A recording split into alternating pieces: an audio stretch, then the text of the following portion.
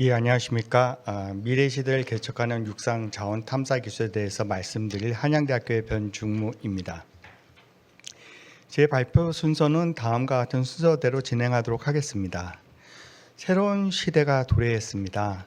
여러분들 잘 알다시피 증기기관으로 대표되는 1차 산업혁명 시대를 지나서 대량 생산의 2차 산업혁명 시대, 디지털 혁명의 3차 산업혁명 시대, 그리고 지금은 이제는 AI라든지 아니면 가상현실, 그 다음에 사물 인터넷으로 대표되는 4차 혁명 시대를 살고 있습니다. 이러한 4차 산업혁명 시대를 갖다가 맞이해서 글로벌 산업 구조도 변화하고 있습니다. 여러분들이 한 번 정도는 들어보셨을 만한 빅데이터라든지 아니면 증강현실 또는 로봇 또는 AI 이러한 것들로 국제적인 산업 구조는 변하고 있습니다. 이와 함께 우리들의 에너지도 변하고 있습니다.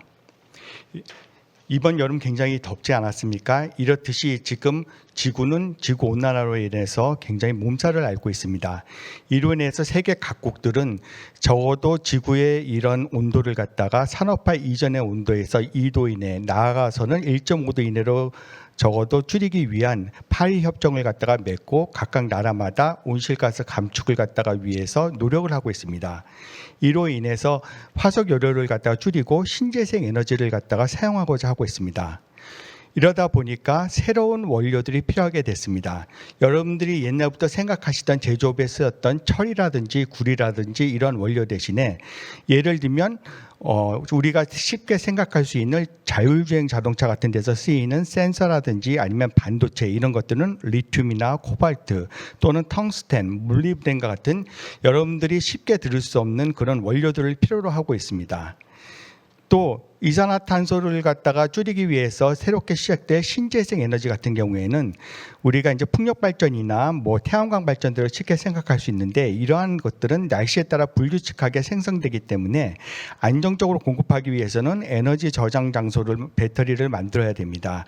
그래서 이 배터리를 갖다 만들기 위해서 필요한 리튬, 코발트, 니켈, 흑연, 바나듐과 같은 새로운 원료들이 필요하게 됐습니다.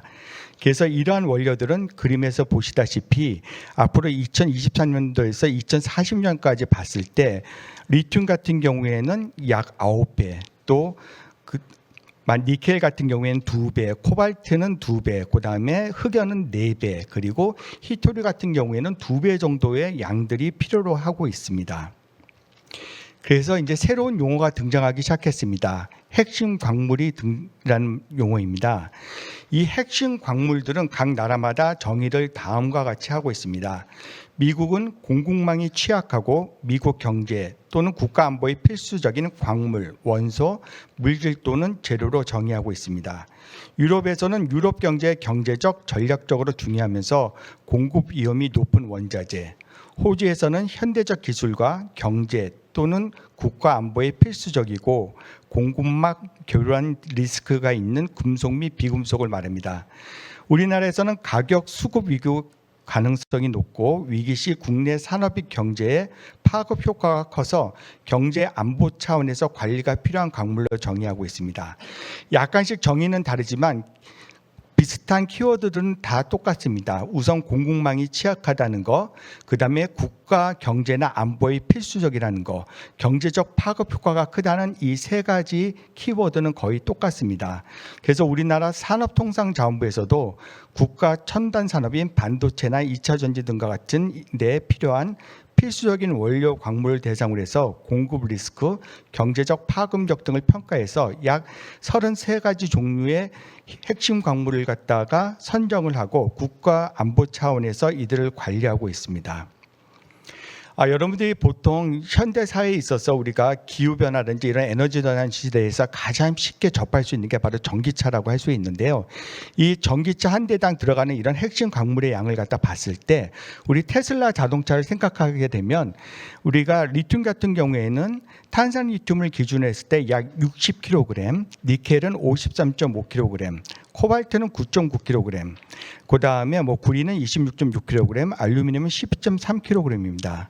현재 이제 자동차 세계 연산 생산량이 2023년도에 9,400만 대 정도로 했을 때 2020년도에는 약 전기차 판매량이 300만 대로서 시장 점유율의 4%였고 탄소 중립 목표 달성을 위해서는 2030년까지 시장 점유율이 40%가 돼야 됩니다. 만약에 우리가 그냥 테슬라를 갖다가 한 100만 대 정도가 2030년대 이 시장 점유율 40%가 되기 위해서 우리가 100만 대 정도가 팔려야 된다고 생각하면 간단하게 계산을 하더라도 예를 들면 리튬 같은 경우에는 6만 톤이, 그다음에 니켈 같은 경우에는 5만 3,500톤이, 코발트는 9,900톤이 이런 식으로 굉장히 많은 양의 핵심 광물들이 필요하게 됩니다. 하지만 지금 현재 광물의 연간 생산량은 2017년도에 조금 약간 오래된 좀 기준이긴 하지만 아직까지도 예를 들면 니켈 같은 경우에는 이제 199만 톤, 그 다음에 코발트는 이제는 110만 톤 정도, 그 다음에 리튬은 29만 톤 정도밖에는 되지 않고 있습니다. 이렇게 보통 우리가 이런 핵심 광물들을 갖다가 탐사를 해서 개발할 때까지는 약 5년에서 10년 정도가 걸리기 때문에 앞으로도 이러한 그 핵심 광물의 부족과 그다음에 가격 상승은 아마 계속될 거라고 보고 있습니다. 문제는 이런 핵심 광물이 부족할 뿐만 아니고 공급 체인도 굉장히 불안정합니다. 보시는 바와 같이 핵심 광물을 갖다가 채굴하고 있는 나라들은 칠레라든지 페루라든지 아니면 호주 또는 뭐 인도네시아 이렇게 필리핀 같은 나라들이지만 재련하는 데는 거의 중국입니다. 이 이유는 뭐냐면 이런 히토류라든지 이런 핵심 광물들을 갖다가 재련하는 데 있어서 굉장히 많은 인건비가 소요되고 그 다음에 또 환경 문제가 있기 때문에 대부분의 선진국에서는 재련을 갖다 하지 않기 때문에 그렇습니다. 하지만 우리나라 같은 경우에는 이제 배터리를 갖다가 제조를 하고 있고요. 그다음에 전기차를 갖다가 제조를 하고 있습니다.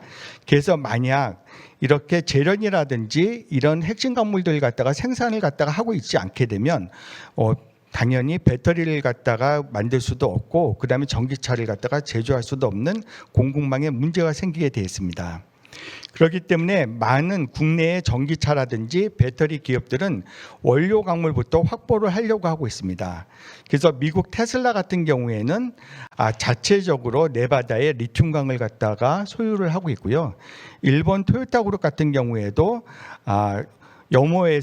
염호로부터 리튬을 갖다가 뽑아내고 있는 그러한 회사들과 파트너십을 갖다가 형성하고 있습니다. 중국의 이제 세계 1위 배터리 업체인 CATL 같은 경우에도 글렌코어와 같이 연간 2만 톤 규모의 코발트 공급 계약 체결을 하고 있고요. 우리나라의 국내 기업들도 적극적으로 이제 광산들과 함께 장기 계약을 갖다가 해서 광물들을 갖다가 처음 광산으로부터 확보 노력을 하고 있습니다. 그다음에 또 폐배터리 순환이라든지 이런 재활용 시장에도 진출을 하고 있습니다. 자, 그러면 이런 육상자원 탐사 기술들을 갖다 통해서 어떻게 핵심 광물을 찾는지에 대해서 간단하게 설명을 드리도록 하겠습니다. 일반적인 육상자원 탐사 기술의 흐름도는 보시는 바와 같이 크게 넓은 범위에서의 항공 탐사라든지 아니면 지구화학 탐사를 통해서 광역 탐사를 해서 일단은 광산이 있을 만한 이상대를 도출을 합니다. 이렇게 도출된 이상대에 대해서 지질 광산 조사라든지 지구 물리 탐사를 통해서 정밀 탐사를 갖다가 수행을 해서 시추 위치를 갖다가 선정을 갖다가 합니다. 그다음에 이제 이 시추 위치에 시추를 갖다가 함으로써 그 안에 있는 광체를 확인을 하고 그 광체의 품위라는 건 뭐냐면 광석 안에 우리가 원하는 타겟되는 금속이 얼마만큼 있냐가 품위인데 그 품위가 얼마만큼 있는지를 갖다가 측정을 해서 매장량을 산출해서 경제성을 평가하게 됩니다. 그래서 보시는 바와 같이 각종 분포도라든지 지질도, 위성 영상 자료 이런 것들을 이용해서 전체적으로 넓은 조사 지역을 갖다가 선정을 갖다 하게 되고요. 그다음에 지구과학 탐사는 주로 샘플링을 갖다가 해서 원소 분석을 갖다가 통해서 이러한 광상이 있는 이상대를 갖다 보게 되고요. 물리 탐사는 주로 물리적인 성질을 갖다가 이용해서 탐사를 갖다 하게 됩니다. 예를 들면 중력들의 어떤 차이, 밀도의 차이를 이용하는 게 중력 탐사이고, 그다음에 금속 같은 성분들이 있을 때 그런 대자율의 차이를 갖다 이용하는 게 자력 탐사입니다. 그리고 전기 전도도 같은 것들의 차이들이 있을 때를 갖다가 이용하는 게 전기 비저항 탐사들입니다. 그다음에 직접적으로 이제 트렌치라든지 그다음에 시추를 갖다가 통해서 우리들이 이제 매장량 산출을 갖다가 하게 됩니다.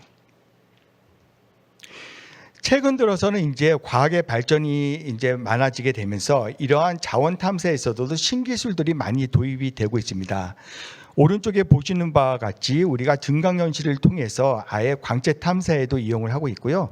그다음에 사물 인터넷 기반 실시간 광물 품위 분석 시스템을 갖다가 이용을 하기도 하고, 항공 탐사에서는 주로 드론들을 갖다가 이용해서 실시간으로 계속 탐사라든지 아니면 안전도를 검사하기도 합니다. 이렇게 받은 대량의 데이터를 갖다가 이용을 해서 데이터베이스화하고 그다음에 머신러닝 기법을 갖다가 이용해서 우리가 시간에 따라서 지질학적인 어떤 재해 같은 것을 예측을 하기도 하고, 그 다음에 광산 주변에 새로운 광물, 그 포텐셜한 잠재적인 광채들을 갖다가 찾기도 합니다. 그래서 보시는 바와 같이 오른쪽에 있는 각종 지구화학에서 얻은 단면도라든지 아니면 지질 단면도, 물리탐사 단면도 같은 것들을 종합적으로 지질도와 그 다음에 이제 균열대 같은 것을 통해서 밑에 보시는 바와 같이 잠재적인 그런 포텐셜한 광채들이 있는 지역들을 갖다가 뽑아내서 새로운 광채 지역까지도 선정해 나가는 이러한 이제 하이텍 기술까지도 도입을 갖다가 해서 좀 더 광채 탐사의 정확도를 높이고 있습니다. 조금 전에 말씀드렸던 것처럼 비행기는 굉장히 사용하기가 힘들지만 우리가 드론을 갖다 이용함으로써 광산 개발을 갖다가 하고 광채 탐사를 갖다 하는 동안에도 어떤 안정성 검사라든지 아니면 그런 어떤 산사태라든지 그다음에 폐수의 문제들이라든지 이런 것까지도 실시간으로 검사를 하고 있습니다.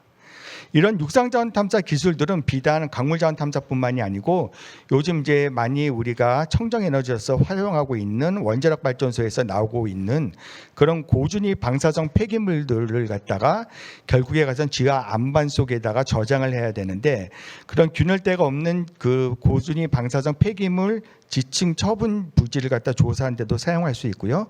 그 다음에 이산화탄소 지중 저장 부지 조사하고 모니터링하는 데도 사용할 수가 있고요. 그 다음에 이제 최근 들어서 자꾸만 기사에 나오는 도로의 땅꺼짐, 즉 땅 밑에 있는 공동의 함몰 같은 데를 찾는 데도 사용을 할 수 있습니다. 마지막으로 이제 이런 육상자원 탐사 기술에 관련돼서 조금 몇 가지 부탁드리고 싶은 말은, 우선 이 자원 탐사라는 게 자원 안보 차원에서 정부의 자원 개발에 대한 적극적인 관심과 지원이 필요합니다. 그러니까 4차 산업혁명 시대와 친환경 에너지 전환 시대를 개척해 나가기 위해서는 이를 위한 원료인 핵심 광물의 안정적인 공급이 필수적입니다. 그래서 전 세계적인 수요 폭발로 인해서 가격 상승과 특히 일부 핵심 광물의 경우에는 자원 무기화 현상까지 일어나고 있는 요즘 시대에 일반적으로 자원을 탐사부터 개발을 시작해서 약 5년에서 10년 등 장기간이 소요되기 때문에 정부의 꾸준한 관심과 지원만이 핵심 광물의 안정적인 공급을 보장할 수 있다고 생각합니다. 또 자원 탐사 기술을 소부장의 소재 확보 기술로 인식하고 이에 대한 관심과 지원이 필요하고요. 또 세계 핵심 광물 시장의 규모는 나날이 증가하고 있고 지속적인 기술 개발을 통해 이 시장을 선도해 나갈 필요가 있습니다. 또 이를 위해서 자원이 빈약한 우리나라 같은 경우에는 고도의 자원 탐사 기술 개발 능력과 글로벌 네트워크를 겸비한 인력 양성에도 큰 관심을 가져야 된다고 생각합니다. 예, 감사합니다.